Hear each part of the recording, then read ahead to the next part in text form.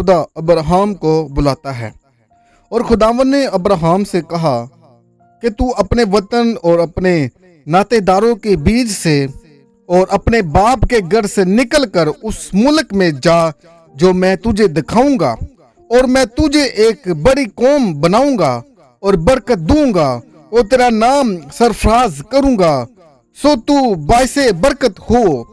जो तुझे मुबारक कहें उनको मैं बरकत दूंगा, और जो तुझ पर लानत करे उस पर मैं लानत करूंगा, और जो जमीन के सब कबीले तेरे वसीले से बरकत पाएंगे। सो अब्राहम खुदावंद के कहने के मुताबिक चल पड़ा और लूत उसके साथ गया।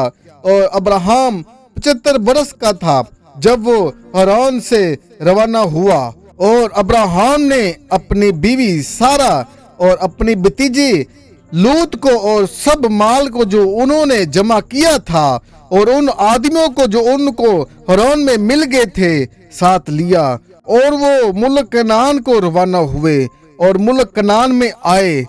और अब्राहम उस मुल्क में से गुजरता हुआ उस मकाम सकम में मोरा के बुलोत तक पहुंचा। उस वक्त मुल्क में कनानी रहते थे।